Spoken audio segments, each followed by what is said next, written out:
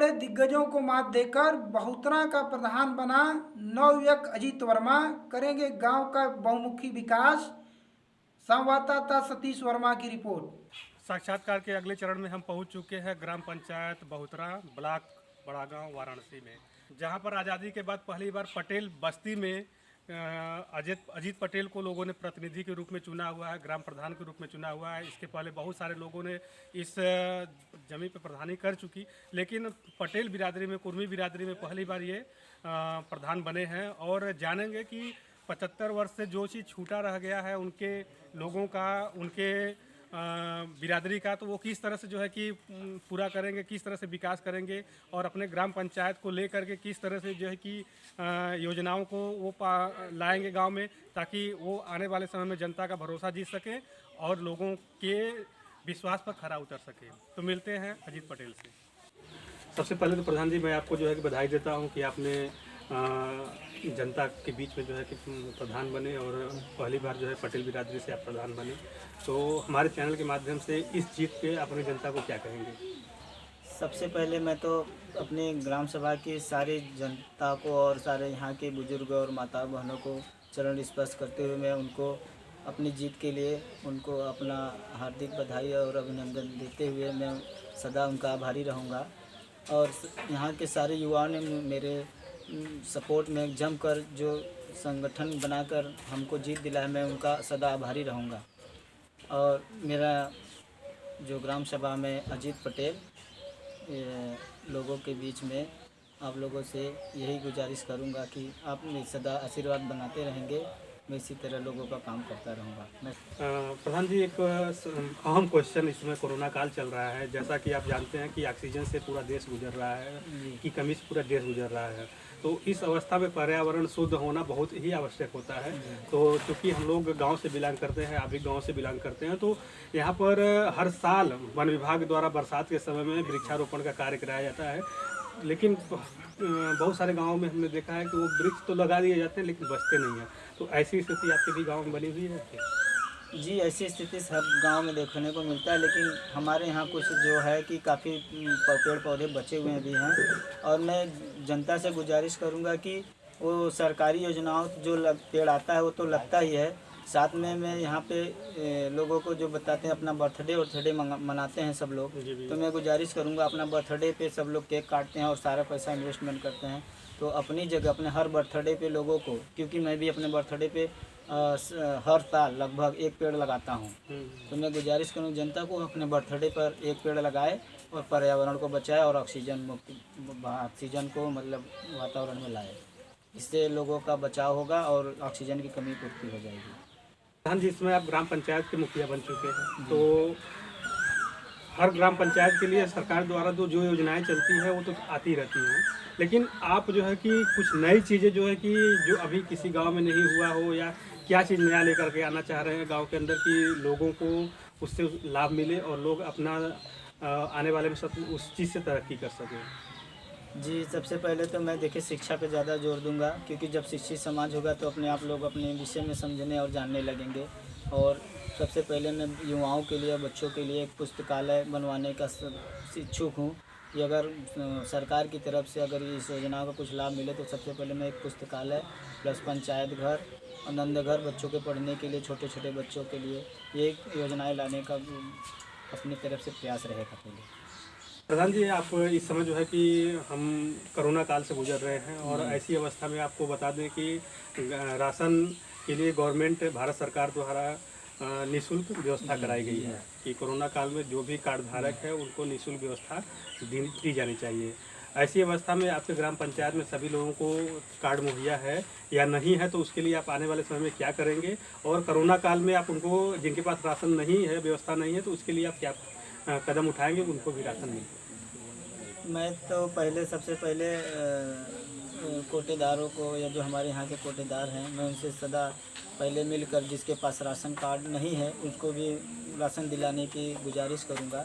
और जो यहाँ पे अपात्र राशन कार्ड बना हुआ है उनको कटवाकर पात्र लोगों को दिलाने का भरसक प्रयत्न रहेगा, क्योंकि अपात्रों को दिलाने से कोई मतलब नहीं है। जो गरीब तबका का है उन्हें राशन मिले, उनका हक मिले, तो ये अति उत्तम है। प्रधान जी, हम लोग जो है कि अभी आपके गांव से गुजर रहे थे, बहुत जगह जो है कि हम आपको पता पूछते पूछते कई बस्तियों से गुजरे। जी तो रोड की स्थिति काफ़ी ख़राब है आपके यहाँ। जी अभी भी जो है कि जिस ढंग से भारत सरकार रोड के ऊपर ध्यान दे रही है कि लोगों का आवागमन सही ढंग से हो, उस तरह से व्यवस्था आपके गांव में हमको नहीं दिखी। और आने वाले समय में इसके लिए आप क्या क्या कदम उठाएंगे, कैसे इस गांव को जो है कि अच्छा साफ़ सुथरा रोड देंगे? ऐसा है कि मैं पहले तो जिस मुआयना करूँगा जहाँ जहाँ रोड गड़बड़ है और जहाँ बस्ती ज़्यादा चलती है, पहले उस रोड को बनवाने का प्रयास करूँगा, खड़ंजा लगवाने का प्रयास करूँगा। जैसे कि इसके पहले हमारे रोड छविराज पटेल जी की मशीन से वहाँ तक गया है, तो काफ़ी आवागमन है। तो वहाँ का भी रोड में वहाँ पे अभी कच्ची है, वहाँ पे ईंट खड़ंजे भी नहीं है, तो वहाँ पे खड़ंजा लगवाने की कोशिश करूँगा। और साथ में इसके वो जो पुराने जर्जर हो चुके हैं खड़ंजे, उनको सही शुद्धिकरण कराने का भी प्रयास करूँगा कि सही तरीके से उस पर काम हो सके। धन जैसा कि रोजगार के लिए हर गांव में मनरेगा की व्यवस्था कराई गई है सरकार द्वारा। यहाँ पर सरकार द्वारा कहा गया है कि गांव में ही काम करिए और गांव में रहिए और सुरक्षित रहिए अपने गांव में। तो आज हम बहुत सारी स्थितियों में देखे हैं कि जो लोग मजदूर काम करते हैं उनका भुगतान समय से नहीं हो पाता है, और बहुत सारे ऐसे अपात्र लोग हैं जो कि बाहर रहते हुए भी उनका भुगतान हो पाता है। तो ये बहुत बड़ी गड़बड़ी है मनरेगा में, हमने बहुत सारे गाँव में देखा है इस तरह से। तो आने वाले समय में आपके गाँव में किस तरह से जो है कि आप व्यवस्था करेंगे कि सही ढंग से मनरेगा का काम चल सके? सबसे पहले तो जो मतलब अपात्र हैं, जो काम नहीं कर रहे हैं, वो मनरेगा के तहत पेमेंट उठा रहे हैं। और जो बुजुर्ग हो गए हैं पहले से, अभी तो बुजुर्गों को 60 साल के ऊपर तो कोई फरसाज हुआ तो कर नहीं सकता है, तो उनका भी कार्ड बना हुआ है। तो सबसे पहले मैं तो उन लोगों का मतलब थोड़ा सा ये कार्ड को जाँच कराकर युवाओं को जोड़ूंगा जो कि बेरोजगार पड़े हुए हैं। तो उनको जो कार्य किया जाएगा, जो कराएगा उसको ही इसका भुगतान किया जाए तो अति उत्तम है। जैसा कि हम लोग जानते हैं कि प्रधानमंत्री रोजगार आवास योजना के तहत हर गरीब वर्ग के लोगों को आवास देने की बात कही गई है। तो हम लोग जानते हैं कि बरसात आता है या आंधी तूफान आता है, तो उस दौरान जो है कि कच्चे मकान हो, चाहे मड़ई हो, या जो है कि तिरपाल लगाकर लोग रहते हैं, तो उनके जान और माल का नुकसान उन लोगों को पहुंचता है। तो ऐसी स्थिति आपके भी ग्राम पंचायत में बनी होगी या है, तो आने वाले समय में आप कितने लोगों को अपने स्तर से जो है कि आवास दिलवाने की कोशिश करेंगे, और उसके लिए जो है कि आप किस तरह से लोगों को संतुष्ट करेंगे? ऐसा सर, देखिए, हम जो लाभार्थी हैं आवास लेने के लायक हैं, सबसे पहले तो उन्हें दिलाने के पूरा हमारी तरफ से प्रयास रहेगा। और हमारी स्थिति देखिए, पहले 20 साल से रह चुके प्रधान हमारे यहाँ तो कार्य कराए, लेकिन जितने कार्य होना चाहिए उतने लोगों को आवास नहीं मुहैया कराया गया। तो इसी प्रकार से मैं चाहूँगा कि जो बचे हुए हैं लगभग 40-45 लोग हैं, अभी भी कच्ची बकरी है और मड़ई है लगा हुआ है, तो उनको ज़्यादा से ज़्यादा लोगों को मेरा भारत सरकार से निवेदन है कि उनको आवास दिलाएं, और हमारे थ्रू काम हो तो अति उत्तम है। मैं चाहूँगा कि ज़्यादा से ज़्यादा लोग आवास यहाँ पे दिलाएंगे। प्रधान जी, बरसात आने के बाद अक्सर हमारे लोगों को गंदे पानी से गुजरना पड़ता है, और तमाम प्रकार की बीमारियां भी जो है कि ग्रसित हो जाती हैं, आने लगती हैं। तो इसके लिए जो है सीवर और नाली की प्रॉपर वे में व्यवस्था न होकर ऐसा होता है। तो आपके ग्राम पंचायत में सारी व्यवस्थाएं हो चुकी हैं कि या अभी बाकी है, जिससे जो है कि आप करवाने के लिए प्रयास करेंगे? जी, अभी हमारे गांव में कोई किसी प्रकार की नाली और सब कुछ व्यवस्था है नहीं, क्योंकि इस पर कोई सोचा ही नहीं।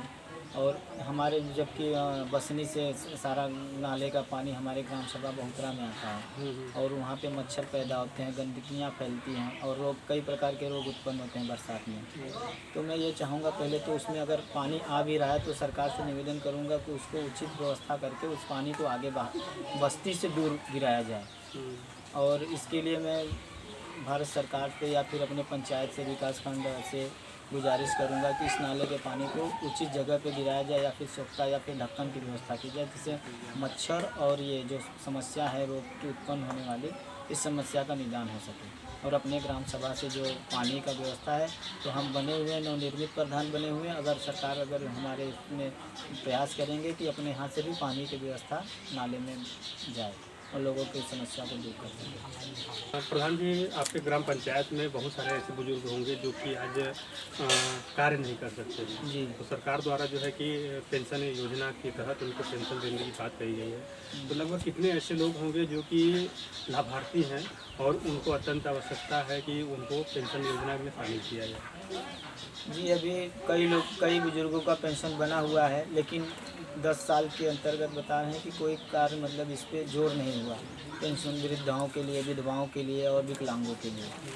तो इस पे मेरा फोकस रहेगा। सबसे पहला मैं अपना शपथ लेने के बाद सबसे पहले बुजुर्गों और विधवाओं और विकलांगों के लिए मेरी है कि सबसे पहले इकट्ठा करके इन लोगों को इनकी योजनाओं को लाभ दिलाया जाए। धन्यवाद। काफ़ी अच्छा लगा आपसे बात करके अजीत जी। तो आने वाले समय में जो है कि आप इसी तरह से तरक्की करते रहें। और हमारा लास्ट यही आपसे एक क्वेश्चन होगा कि अगर आपका कोई संदेश आपके गांव की या आपके क्षेत्र के नाम है तो आप हमारे चैनल के माध्यम से दे सकते हैं। जी, सबसे पहले मैं ये जनता से निवेदन करना चाहता हूँ कि जो भ्रम की स्थिति फैली हुई है कि कोरोना का टीका लगाने के बाद लोग मृतक हो जाते हैं, इनका सरकार किडनी निकाल रही है, डॉक्टर किडनी निकाल रहे हैं, ये सारे भ्रम की बातें हैं। आप लोगों से निवेदन है कि जांच कराएं और उसका टीका लगवाएं और अपने ज़िंदगी को सुरक्षित करें और लोगों को सुरक्षित होने दें। तो 2 गज की दूरी, मास्क भी बहुत ज़रूरी है। तो आप लोगों से निवेदन है कि किसी के भरमावे में ना आए, क्योंकि इससे पहले जो कोरोना काल आया था उसमें हम भी अपनी तरफ से लोगों को मास्क वितरित करवाए थे, सैनिटाइज़र वितरित कराए थे। इस बार भी सरकार की तरफ से जो दवाई मुहैया है लोगों में वितरित करा रहे हैं, बांट रहे हैं। और जांच भी यहाँ पे लोगों को अपने ग्राम सभा नंदलालपुर में भी कराया जाता है, जो कि आज कोरोना पॉजिटिव भी निकले थे। तो उनको सारा सुविधा उपलब्ध कराया जा रहा है भारत सरकार की तरफ से। तो किसी के भरमावे में ना आए और लोग अपना सुरक्षित स्वयं करें और लोगों को सुरक्षित होने दें। और यही निवेदन है कि आप लोग किसी के भरमावे में ना आकर टीका लगवाएं और अपने देश की स्थिति को सुधार करें, क्योंकि देश भर के जब कोरोना जितने लोग पॉजिटिव होते जाएंगे हमारी स्थिति उतनी ख़राब होती जाएगी। तो मेरा निवेदन है कि आप लोग किसी के भरमावे में ना आकर भारत सरकार की योजनाओं को आप लोग क्रियान्वित करें। जय हिंद, जय भारत। अभी हमारे बीच में थे ग्राम पंचायत बहुतरा से अजीत पटेल, नवनिर्वाचित प्रधान। तो मिलते हैं किसी और अन्य ग्राम पंचायत से के प्रधान से, जानते हैं कि वो अपने ग्राम पंचायत में आने वाले समय में क्या क्या नई चीज़ें लाएंगे, किस तरह से अपनी जनता का विकास करेंगे। तो मिलते हैं एक नए प्रधान से। धन्यवाद।